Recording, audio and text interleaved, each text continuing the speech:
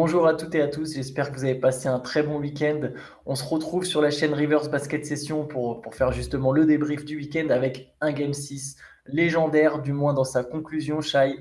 Est-ce que 2 jours après, tu as réussi encore à te remettre de cette victoire de Boston 104-103 contre Miami, victoire arrachée in extremis au buzzer par Derrick White. On a peut-être assisté à un moment de légende, Shai, avec Ouais, ce ouais. panier au buzzer de Derrick White. Ouais, non, on s'en remet pas directement, mais obligé parce qu'il y a déjà le match 7 qui arrive, mais match et dénouement incroyable. Et tu as raison de souligner que le shoot de Derrick White, c'est pas juste un autre game winner comme ça qu'on peut voir parfois en saison régulière, en playoff, mais c'est un shoot historique. Je pense qu'on va y revenir, mais c'est vraiment un panier qui va marquer peut-être, en fonction de ce qui va se passer après, qui va marquer l'histoire des Celtics et dont on reparlera peut-être après. Alors, on verra, on fera la comparaison avec un autre tir célèbre, je pense, si tu veux bien, mais voilà, en tout cas, ouais, toujours un peu choqué de l'issue. Et en même temps, je repense à nos discussions où on se disait non, mais à 3-0 c'est mort, à 3-1 c'est mort, à 3-2 c'est probablement mort. Et finalement, Boston est encore là. Et c'est aussi choquant que pas choquant, en fait. Parce que dans le déroulé, Boston rejoue comme Boston aurait dû jouer depuis le début. Et, euh, et Miami a plus de mal. Donc, hyper excité par le Game 7 qui arrive là, tout en étant toujours choqué du Game 6 dont tu parlais. Il y a 150 équipes qui se sont retrouvées menées 3-0 dans l'histoire de la NBA. 150 fois, on le sait, c'est l'équipe qui menait 3-0 qui l'a emporté. Il y a 3 équipes avant Boston qui avaient réussi à revenir à 3 partout. Mais ces 3 équipes-là, elles jouaient le Game 7 à l'extérieur. En fait, Mm. la différence, je trouve, entre Boston et entre la plupart des équipes qui ont tenté ce run, qui ont été menées 3-0, c'est que c'est rare que ça soit, entre guillemets, si je peux me permettre, la meilleure des deux qui est menée 3-0. Je ne veux pas effacer tout ce qu'on a dit sur Miami, je le pense toujours, et évidemment, c'est un peu le problème de ce format où on fait tous les jours, c'est que tu peux avoir l'impression d'être schizophrène, parce qu'un coup, tu dis Mm. une chose et le lendemain, tu dis l'inverse. Mais sur le papier, en tout cas, Boston a une meilleure équipe que Miami, ça on l'a toujours dit. Sur le papier, Boston était quand même favori. Avant cette série, on n'imaginait pas Miami gagner. On l'a dit aussi, ça. On a souvent dit que Boston, quand même, a une bonne dégaine de champion. Enfin, pas de champion, mais de favori au titre. Donc c'est rare que l'équipe qui soit menée 3-0 soit la meilleure des deux. Et voilà, comme tu le dis là, on a une équipe de Boston qui a retrouver son basket en fait. C'est Ouais, comme tout si elle a eu simplement. le Ouais. déclix et c'est comme si d'un coup il a fallu attendre qu'elle soit menée 3-0 pour se mettre à refaire circuler la balle, à défendre à nouveau. C'est des trucs tout bêtes, mais tu as l'impression que ouais, ils avaient besoin d'être tellement à ce point de haut mur. C'est un mystère, je trouve, ce changement d'attitude soudain. Bah, voilà, l'histoire sera peut-être racontée après. Encore faut-il que l'issue soit positive parce que Sûr. Miami est tout à fait capable au mental d'aller chercher le Game 7 à Boston. Ce serait pas déconnant vu la manière dont cette équipe Parce s'est qu'ils sont constituée. tout près dans le Game 6 au final, Ouais, sans forcément bien jouer. non, mais t'as raison, ce Game 6, enfin, la fin de ce match est complètement folle parce que entre le run de Miami pour revenir, enfin, à un moment, Boston met plus un panier, ils auront 8 ou 9 de suite. Miami, à contrario, rentre tout. Euh, Duncan Robinson peut quasiment tuer le match 2 fois en position ouverte. Ouais. La faute d'Al Horford qui donne 3 lancers à Jimmy Butler qui craque pas et qui met les 3. Et derrière, il reste juste assez de temps pour prendre un tir. Et c'est Smart qui le prend et Derrick White qui marque le fin. Il s'est passé tellement de choses là-dedans que Miami est encore une fois passé tout près d'une qualification en finale. Faut se Deux rappeler dixièmes. ouais, Passé à 2 dixièmes. c'est ça. Fallait se rappeler de l'année dernière du shoot de Jimmy Butler aussi, du shoot à 3 points qui n'est pas rentré. J'espère pour eux que ce sera pas un peu leur histoire et leur gimmick de se faire sortir toujours à pas grand chose, mais t'as raison, ils sont pas loin et il y a juste ce sentiment que peut-être Jimmy Butler est un peu moins bien ces derniers temps et que c'est tellement lui qui a été l'âme de l'équipe et la caution de confiance, tu vois, c'est lui qui te dit on va gagner le Game 6 et il va se passer ça, il va se passer ça et c'est un peu. Alors ça, sur Butler et Spolstra qui répètent on va gagner, je pense qu'il y a. Alors bien sûr, il y a de la confiance en eux, c'est indéniable. Je pense aussi qu'il y a une manière de s'auto-convaincre et d'éviter d'en faire toute une story, d'éviter de faire la story complète sur le changement de dynamique, sur voilà, une équipe qui serait complète à KO, abasourdie, qui menait 3-0, qui se retrouve à 3-3. Ça casse un peu cette narration, ça te met dans un état d'esprit, voilà, non, mais on va gagner. Il y a une manière, je pense aussi, de s'auto-convaincre, même si je ne pense pas qu'il y ait de la peur du côté de Miami. Mais voilà, je comprends l'envie de s'auto-convaincre en répétant on va gagner, on va gagner. Maintenant, pour revenir sur Butler, oui, il fait 5 sur 21 dans ce match. Il est moins tranchant sur cette série, même sur l'ensemble de la série, même d'ailleurs, Ouais. s'il n'a pas été mauvais. On peut se demander s'il est à 100% de ses capacités. Il y a quand même plusieurs moments où, alors c'est pas pour lui chercher une excuse, hein, Tatum l'an dernier en finale, il est sans doute pas à 100% de ses capacités. Là, Malcolm Brogdon, même si c'est pas le même jeu, mais bon, il n'a pas le même rôle que Butler, quoi. Il n'est pas à 100% de ses capacités, mais du coup, oui, il est peut-être pas en mesure de sortir un match à 50 points, comme contre Milwaukee au premier tour. Par contre, sur la fin de match, c'est lui qui est le meneur du comeback du Heat. Ah, mais lui-même refuserait qu'on prenne ça pour excuse parce que Bah oui.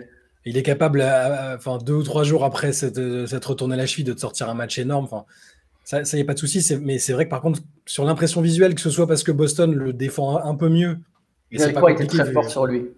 Voilà, Derrick White, en plus d'avoir été le héros de la fin de match, a bien défendu sur lui. Donc il y a le fait que Boston défende mieux sur lui, et le fait que lui, sur l'impression visuelle, il a l'air un petit peu moins fluide, un peu moins facile.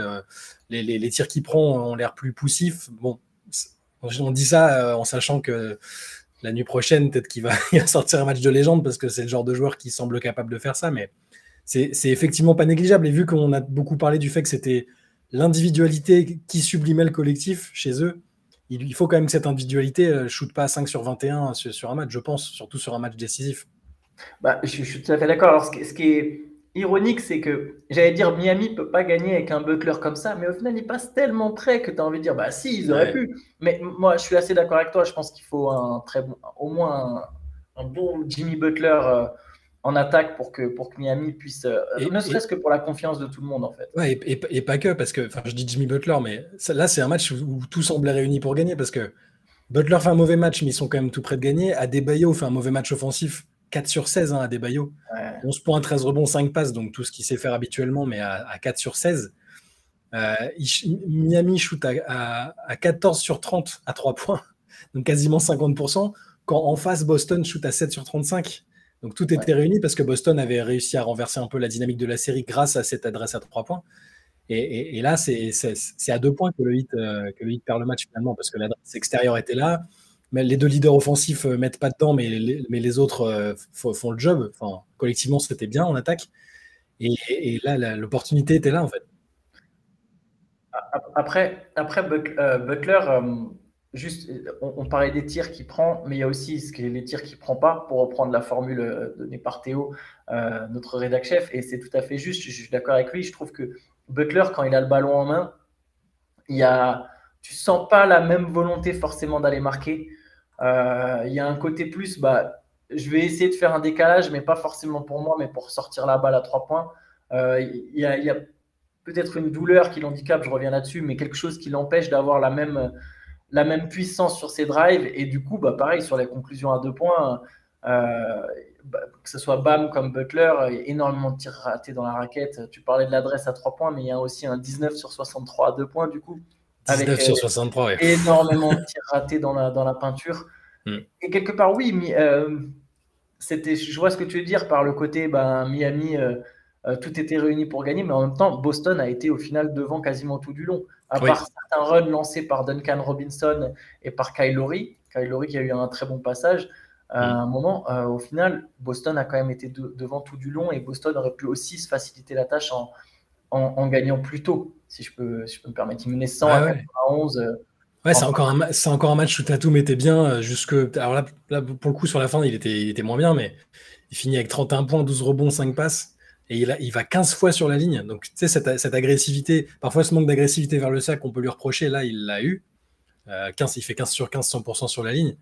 Et effectivement, Boston était en contrôle, semblait en contrôle du match, mais ça, c'est un peu l'histoire des Celtics cette année aussi. Ils sont capables d'avoir des gigantesques trous d'air et de se mettre en difficulté comme là, ils l'ont été. Et c'est fou de se dire qu'ils sont sauvés sur une action improbable et peut-être légendaire. Enfin, je voulais revenir, mais c'est la première fois, c'est même la seule fois dans l'histoire que ce shoot de Derrick White, qui a un game winner au buzzer, alors que son équipe allait être éliminée des playoffs. La première fois, c'était Jordan en 89 avec le fameux shot dont on parle encore aujourd'hui sur Craig Hillow. Enfin, donc c'est un shoot improbable, enfin rarissime, improbable et ouais, légendaire, ce sera peut-être le terme dans quelques temps. Si Boston va au bout, on ne pourra pas ne pas le mentionner comme un tir légendaire. Ah oui, ça c'est sûr. Son équipe sortait, quoi. Comme je le répète, à 2/10. Les arbitres ont même dû revoir l'action pour vérifier qu'il avait bien tiré dans les temps. En fait, c'est là où tu vois qu'il y a quand même une part de hasard et de chance parce que la balle, elle rebondit ailleurs. Bah voilà, White, il peut pas la récupérer et point. Le Heat avait fait le choix de défendre la possession sans défendre sur le joueur qui fait la remise en jeu. Donc il a pu en profiter. Derrick White, il a été très malin. J'aime beaucoup la formule de Jaylen Brown quand il dit ouais, il est sorti de nulle part comme une lumière, ou je sais plus comme il dit, comme un flash de lumière, et c'est exactement ça, quoi. Il débarque de nulle part. Vu qu'il est en avance, il n'est pas contesté sur le rebond. Il a juste à la mettre dedans, mais effectivement, ça joue à. Miami avait défendu. Enfin, je pense que voilà, Spoelstra peut se dire que Miami avait défendu correctement là-dessus au passage, parce que on a lu beaucoup de c'est pas normal. Voilà. Ouais. Catastrophique, il n'a pas le choix. Qui est pas loin de rentrer, cela dit. Mais par contre, ils ont privé Tatum du ballon sur la remise en jeu, parce que théoriquement, tu te dis, si un tir à prendre là maintenant, c'est Tatum, c'est pas Marcus Smart, tu vois, ou Jaylen Brown éventuellement. Mais et au final, ils arrivent à priver Tatum du ballon pour qu'au final, ce soit le joueur qui fait la remise en jeu qui arrive à la fin. C'est un peu dur et cruel, alors qu'ils avaient sans doute fait ce qui était le plus logique par rapport à la réussite habituelle de ces joueurs dans cette situation. Mais voilà, au niveau de la dramaturgie, c'est incroyable. Enfin, à moins d'être forcément, si tu es fan du Heat, c'est super dur parce que tu dis, tu passes encore à pas grand-chose et malgré le rapport de force qui semble pas en ta faveur, tu fais plus que de résister. Et au passage, s'ils perdent, tout le monde se rappellera que du fait qu'ils ont mené 3-0 et c'est hyper dur parce que ce serait une première. Mais d'un côté, cette équipe, elle reste, même dans ses difficultés et dans la cruauté de ce finish, elle reste incroyable, cette équipe. Il y a eu un ajustement, parce qu'on va parler du Game 7, il y a eu un ajustement quand même dans le 5 majeur du 8 avec Caleb Martin qui est rentré dans le 5 et Kevin Love qui a complètement disparu. Je pense que quelque part, c'est une réponse au fait que Joe Mazzulla est sorti, Robert Williams aussi du 5 majeur. Donc là, un 5 plus mobile. Caleb Martin qui a encore été très bon, il fait 21 points, 15 rebonds. Il est excellent. Je n'ai pas envie de ramener ça aux individualités, mais je suis presque tenté de le faire. Qu'est-ce qui peut changer pour Miami sur ce Game 7 ? J'attends quelque part un très bon Bam, un très bon Butler. Offensivement, j'ai du mal à évoquer autre chose que ça, que de me dire que Bam et Butler, au moins l'un des deux, mais je pense même les deux doivent absolument tenir leur rang offensivement sur ce. C'est sûr, parce que sur le choix des hommes et bidouiller le 5 encore une fois, je ne sais pas si ce sera payant, parce qu'effectivement, Kevin Love n'a pas joué une minute sur le dernier match et Caleb Martin est excellent. J'ai du mal à savoir, comme toi, parce que tu remets Kyle Lowry dans le 5, alors qu'il a eu du mal la dernière fois. Gabe Vincent est revenu, il a fait un match très correct. Duncan Robinson, à part ses 2 shoots manqués qui sont ouverts, il fait aussi un bon match avec des bons passages. Il a plus 8 de différentiel quand il est sur le terrain. C'est lui qui lance aussi la révolte avec Lowry dans le troisième. C'est pour ça que c'est ironique qu'il rate après les 2-3 points. Et ça a été en fait, ils ont tourné à 7 parce que Cody Zeller joue 2 minutes, mais c'était pas du tout, ça n'a pas du tout compté. Je sais pas ce qu'ils vont faire, mais Spoelstra est capable, c'est ça le truc. Spoelstra est capable de trouver un truc qui fait la différence.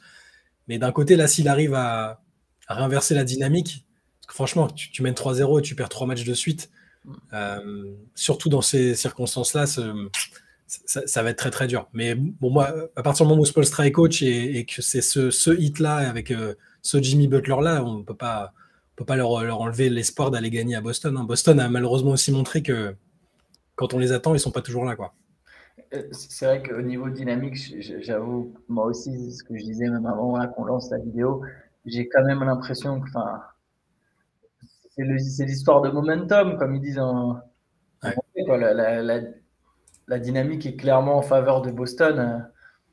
Après, pour le coup, ça serait vraiment légendaire si tu mènes 3-0, tu reviens à 3-3, enfin, tu te fais remonter à un 3-3, mais derrière, tu vas vraiment gagner le 7e à l'extérieur. Ouais, ce serait fou. C'est comme je disais, les 3 équipes qui étaient revenues à 3-3, elles se déplaçaient pour le coup derrière. Ouais. Et c'est vrai qu'il faut aussi, on l'avait déjà un peu évoqué ces derniers temps sur peut-être les 2 derniers matchs quand on a commencé à sentir la remontée de Boston, mais l'espèce d'énorme fossé qu'il y avait au coaching entre les deux, où on voyait que Spoelstra surdominait la série. C'est vrai que là, Mazzulla, que ça vienne de lui ou que ça vienne d'une concertation interne, hein, parce qu'il a un staff élargi, il a des joueurs expérimentés avec lesquels il a peut-être parlé, mais je le trouve métamorphosé dans tout, en fait. Dans les choix qu'il fait, dans les temps morts qu'il arrive à prendre, ce qu'on avait déjà dit la dernière fois, le fait qu'il prenne des décisions importantes sur la répartition du temps de jeu, sur plein de choses comme ça, et c'est en train de...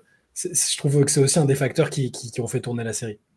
Après, bien sûr, hein, tu as tout à fait raison, mais je me demande aussi comment on n'est pas aussi impacté quelque part par les résultats. Quand tout va bien, tout paraît beaucoup plus beau. Ouais. Moi, ce chiffre des Celtics, j'ai vraiment hâte qu'il y ait des articles derrière plus tard sur qu'est-ce qui s'est passé, parce que, comme toi, je me demande, est-ce que Mazzulla, j'ai l'impression que pour le coup, il avait perdu son groupe. C'est un peu un cliché quand on parle d'entraîneur, mais cette expression perdre son groupe, mais vraiment, c'est l'impression que j'avais que son message passait plus. J'ai l'impression que lui-même, c'est ce qu'il disait en conférence de presse, que son message ne passait pas auprès de ses joueurs. Et du coup, j'ai du mal à comprendre comment d'un coup, à 3-0, quand les mecs ont un body language dégueulasse, quand tu as l'impression qu'ils n'écoutent plus leur coach, qu'est-ce qui s'est passé dans ce jour de repos qui a mené au game 4 du coup? Est-ce que c'est vraiment Mazzulla qui a tapé du poing sur la table? Est-ce que c'est Mazzulla qui a fait un espèce de speech où d'un coup il a dit non mais maintenant les mecs écoutez-moi? Ou est-ce que c'est parti plutôt d'un joueur en particulier ou de plusieurs joueurs? J'ai quand même l'impression que les joueurs à un moment se sont... Je sais pas, il y a peut-être Marcus Smart qui a fait un discours dans le vestiaire et qui a dit non mais les gars, il suffit qu'on en prenne un, puis un, puis un, et ainsi de suite, et que la confiance, elle a fait que monter. J'imagine que c'est un mix peut-être de tout ça, mais j'ai hâte qu'on ait un peu... On le saura, c'est sûr qu'on le saura, parce qu'il y aura forcément un sujet, comment Boston a... Enfin, le speech de machin qui a fait ça, ou alors Joe Mazzulla a décidé d'arrêter de regarder 4 fois Town et a finalement fait pas par jour, et a finalement fait des speeches plus ciblés sur l'adversaire, enfin je sais pas. Mais on le saura forcément, et vu que là on est sur quelque chose de potentiellement unique en termes de remontée, il y a forcément, on va en apprendre plus sur le switch qu'il y a eu, si toutefois c'est efficace, hein, parce que si Miami gagne, on va repartir sur les mêmes critiques qu'on avait émises avant à 3-0, parce que avec cette dynamique-là... Ça serait très Celtics de remonter 3-3 et de perdre Enfin, très cette équipe des Celtics, en tout cas, et de perdre le 7e. Parce que là, t'es à 3 secondes près de... Enfin, je dis 3 secondes, mais c'est un panier au buzzer voilà, à 4-2, on remet tout en question. On reparle de est-ce que Mazzulla, c'est le gars de la situation? Est-ce que Tatum et Brown peuvent rejouer ensemble? Un tel, est-ce que machin est pas trop vieux? C'est fou de se dire qu'à peu de choses, la perception change. Et s'ils perdent le Game 7, on va repartir sur la même discussion, parce que même si c'est sur un fil, il y a toujours ces questions latentes avec Boston, où du jour au lendemain, on peut se dire, franchement, quand ils jouent, ils sont trop forts, ils peuvent gagner le titre. Et le lendemain, perdre dans des circonstances presque mystiques, quoi. Il y en a qui ont peut-être sauvé leur place, hein, que ce soit Mazzulla ou même des joueurs de l'effectif. Parce que là, grosso modo, je pense vraiment, si Boston perd 4-0 cette série, je vois pas un monde dans lequel ils repartent avec le... Alors déjà, pas avec le même coach, ça c'est sûr, mais même pas le même effectif. Honnêtement, je suis même pas sûr qu'ils repartent avec... Alors autant qu'ils gardent Brown et Tatum, ça oui, mais je suis pas sûr qu'autour il y ait les mêmes joueurs l'an prochain s'ils prennent 4-0. Sachant qu'on peut même se demander est-ce qu'il y aurait eu Brown ou pas, mais bon, le contrat, l'extension massive qui l'attend, ça me semble du coup indéboulonnable. Mais là, pour le coup, tu te dis, s'il passe cette série, quoi qu'il arrive en finale, c'est possible que ça reste plus ou moins la même chose, quoi. Qu'on continue avec Mazzulla et plutôt avec du changement à la marge, quoi, selon la manière dont la finale se déroule. Mais... Et pendant qu'on discute de ça, les Nuggets sont tranquilles en semi-vacances. Jokic joue au tiercé et il regarde même pas les matchs de la série. Enfin, je suis déjà, moi, c'est fou. On ne sait pas qui va sortir de cette série, mais elle est déjà épuisante mentalement pour les joueurs. Je suis en train de me dire que derrière les finales, ça va être. Mais par contre, quelle que soit l'équipe qui passe, elle sera entre guillemets euphorique, encore plus si c'est Boston, je pense. Et alors que les Nuggets, ils vont arriver hors de rythme. Je veux bien croire qu'ils s'entraînent de manière intense, mais on le voit souvent, c'est déjà arrivé en finale, les équipes qui ont 10 jours de repos et qui, dans le game 1, pour relancer la machine, il leur faut 35 minutes. Là, que ce soit Boston ou Miami, après oui, il y aura une espèce de retombée d'adrénaline pour une de ces deux équipes à un moment, que ce soit alors elle va bien se manger un bon blowout dans le game 2 ou dans le game 3, et à un moment où elle va retomber, elle va redescendre de son petit nuage, mais cette équipe va arriver euphorique quelle qu'elle soit, alors que les Nuggets, pour le coup, trop de repos, je pense pas non plus que ça soit idéal en fait. Non, c'est sûr. Mais je suis juste en train. Enfin, je me mets à Oui, leur mais place et tu te rends compte là, ouais. Enfin, quelle que soit l'équipe, mentalement, c'est Mais je- tellement éprouvant que. Et après, je sais pas combien il y a de jours de repos avant les finales, mais Ah bah là, si le hit passe, le premier match, enfin, quelle que soit l'équipe qui passe, le premier match, il est mercredi, hein. ouais. Donc, si je dis pas de. Non, pardon, mercredi ou jeudi? Jeudi 1er juin. Jeudi, Ouais. pardon. Jeudi. Ouais, non, Problème d'Europe. dans tous les cas, ça reste hard quand tu viens de te manger. Ouais, Enfin, tu vois, Boston, pareil, ils ont dû sortir Philadelphie au bout du suspense. Si ça se ouais. repasse là comme ça, ouais, je suis juste en train de penser à ça parce que je disais, voilà, on voit Jokic qui, t'as l'impression qu'il est sorti d'une hibernation pour faire la conf de presse l'autre jour, genre, attends, on n'est pas en vacances là. Ouais, Et qu'il y a des finales à jouer derrière, c'est assez fou.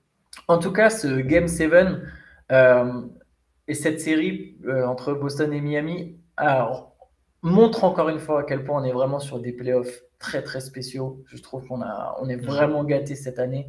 On a des super playoffs. Ça aurait été, surtout que je trouve que la série Nuggets-Lakers, qu'on l'a dit, le 4-0 était Ouais, au final peu flatteur pour les Lakers alors qu'ils étaient à chaque fois dans le coup. Et là, le ouais, fait de ne pas avoir deux séries qui se terminent vite, ça donne pas l'impression que bah, voilà, les finales de conférence, c'était expéditif. Ça redonne encore un peu vraiment un côté légendaire à ces playoffs. Et si Boston passe, alors on n'arrête pas de répéter si Boston passe, c'est pas pour enterrer Miami ni pour enfin, c'est pas qu'on veut voir Boston passer, c'est pas ça, mais voilà, ça donne un run encore plus légendaire, un côté avant les finales, enfin tout le côté narration serait encore plus fort quoi finalement. c'est clair. Mais bon, on suivra ça ce soir et on se retrouvera évidemment demain sur la chaîne pour débriefer ça en détail. On s'attend à un gros Game 7, ça s'annonce sans doute une petite nuit de sommeil, mais on sera évidemment au rendez-vous pour parler de tout ça. Et aujourd'hui, ne l'oublions pas, lundi, podcast évidemment avec Théo. Donc n'hésitez pas à rester branché sur la chaîne et à regarder ça. Ciao à tous. Ciao!